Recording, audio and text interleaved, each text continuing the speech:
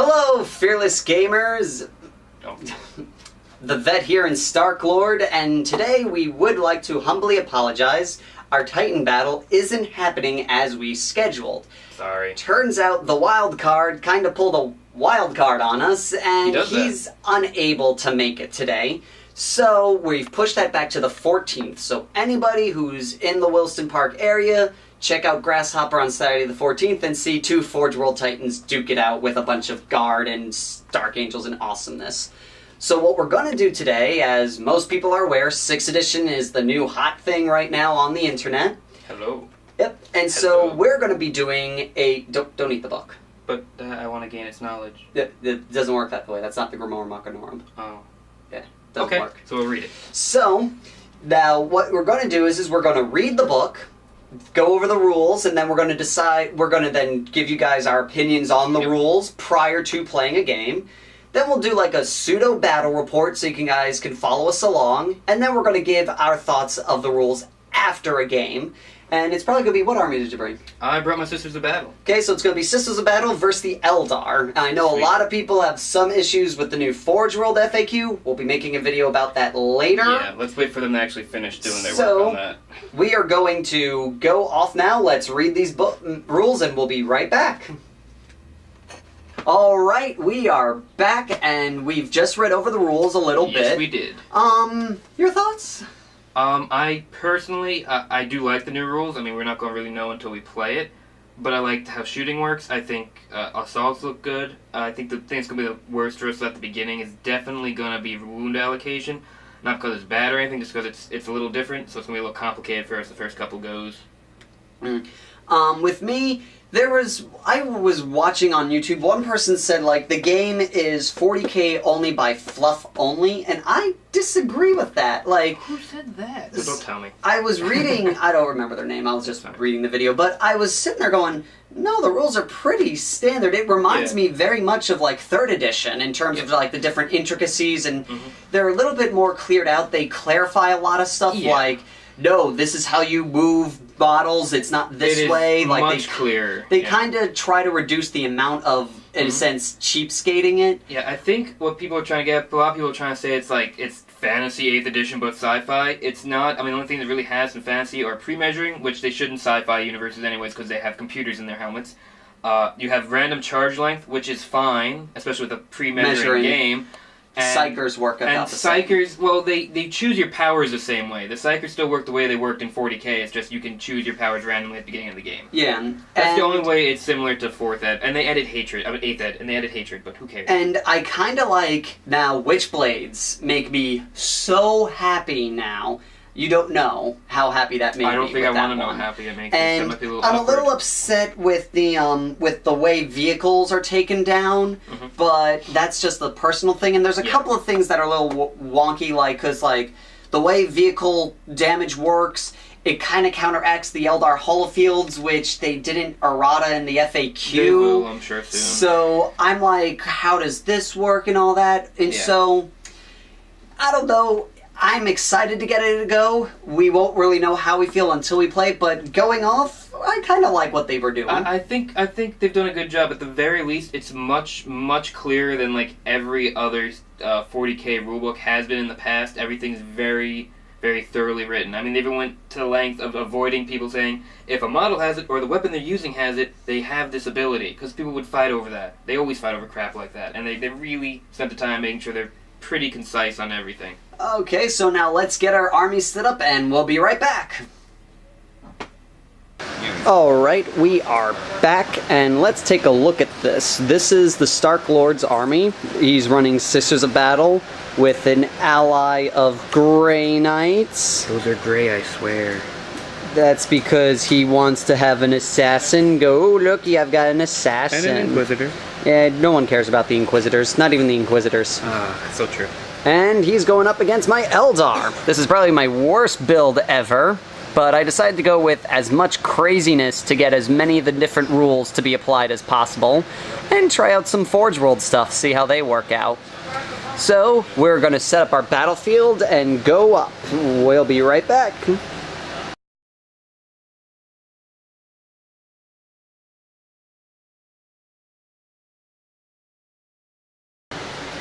All right, we are back. We've just set up the whole fortification setup here. We've got the Eldar deployed down here.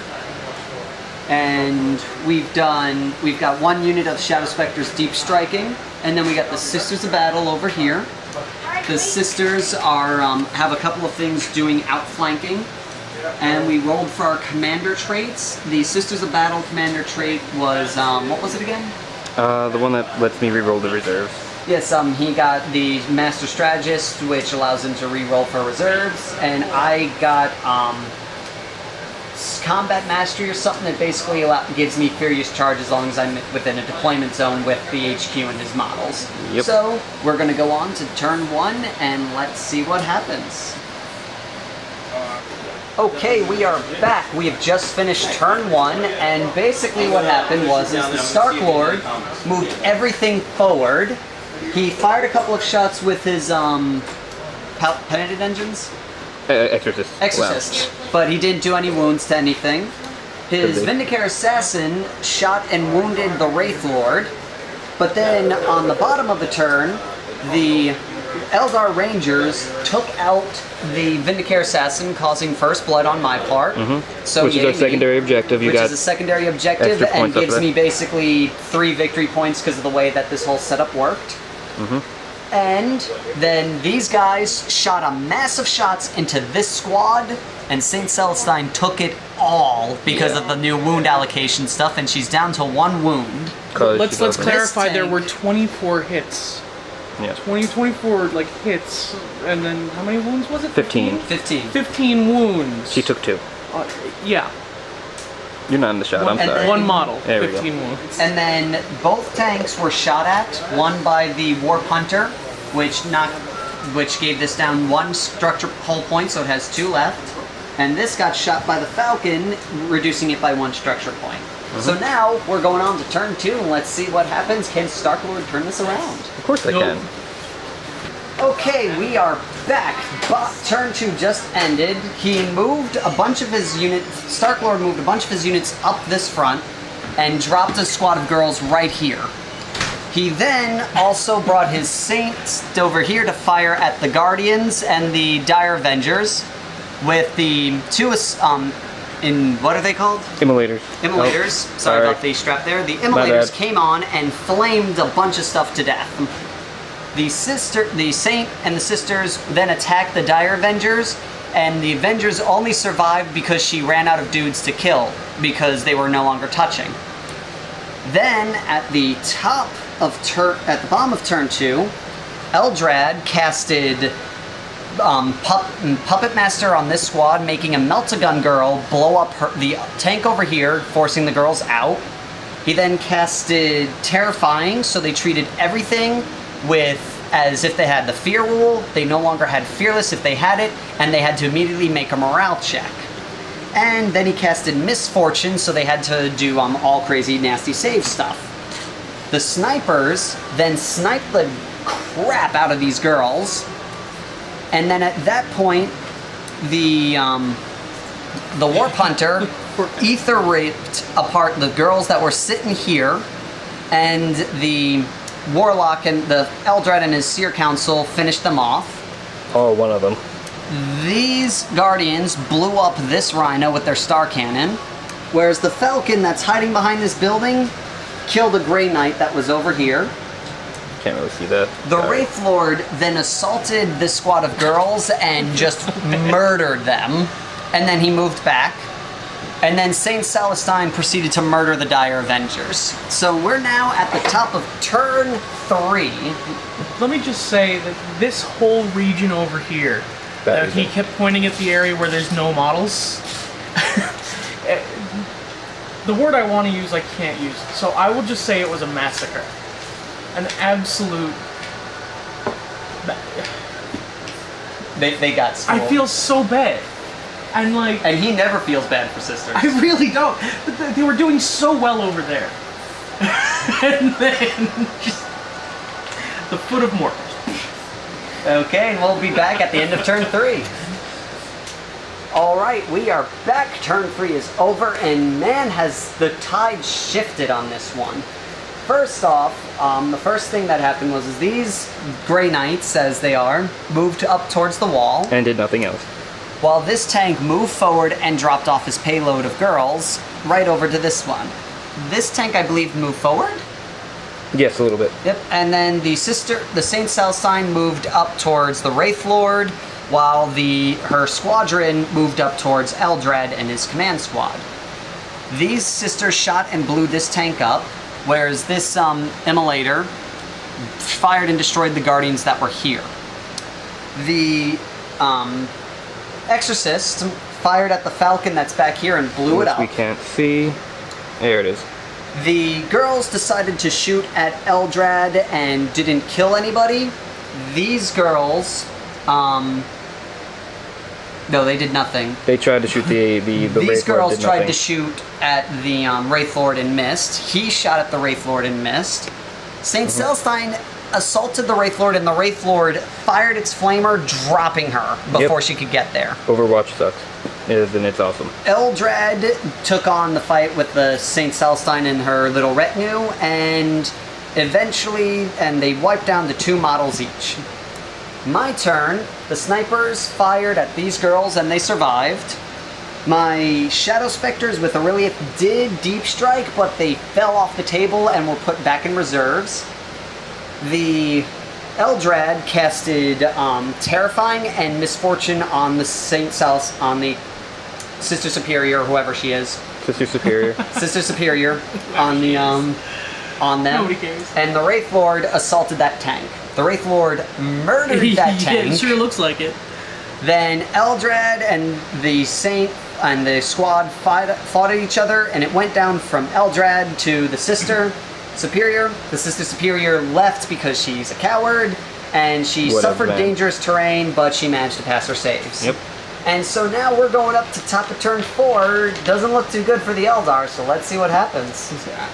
You know, knowing Stark-Lord and knowing you and knowing the armies, it doesn't matter if it doesn't look good for you. This is when he's going to start rolling really, really badly. Probably. And you're gonna have your comeback. I mean, you still got your sniper, you still got your Wraith Lord, and that Wraith Lord's he's gonna cut the heads off all these little girls. These guys are just gonna continue to admire the architects. Same with those girls. Yeah. They're a surveying team. It's what they do. I think you have this in the bag. We'll see. Let's wait and find out what happens at turn 4, possibly final turn. Alright, turn 4 is ended, and this is what's happened thus far. The Space Marines moved up, and they took shots at Eldrad, but did nothing. They took shots at Eldrad, did nothing. Pretty much everything took shots at the Wraith Lord and Eldrad and did nothing. The Sister Superior took shots at the Rangers and did nothing, and these tanks, I believe, just moved forward. Yeah. Then the Saint and the Sisters assaulted the Wraith Lord and dropped it. At that point in the game, Aurelius and his squad showed up. They were deep striking here, but they ended up landing right over here. Thankfully, Grey Knights didn't cast their spell, so they were able to stay there. They then fired at these Grey Knights, killing one dude. They did horrible with their rolling. Eldrad casted Terrifying on the squad of sisters here, and Misfortune, and Puppet Mastered the Saint to attack her girls. The snipers then sniped Saint Celestine, dropping her, while Eldrad assaulted these sisters here, wiping them out. And so now we are on the top of turn 5, the official final turn, because that's when we start rolling randomness. So let's see if there is a turn 6, or if this is the end, what happens. Your thoughts so far? And we'll be right back. All right, the game went to turn 5, and it ended in a draw. Believe it or not, it drawed with just a squad of Rangers in this building over here. Take a look at it. Those dudes right there basically made me the game. I would have won if Saint Celestine did not return on turn 5. It's true. Wait, so what you're saying is that squad is worth the same amount of victory as pretty much all this. No. Basically what it ended up was because he had more kill points in total. Okay. So I had more units to fire at.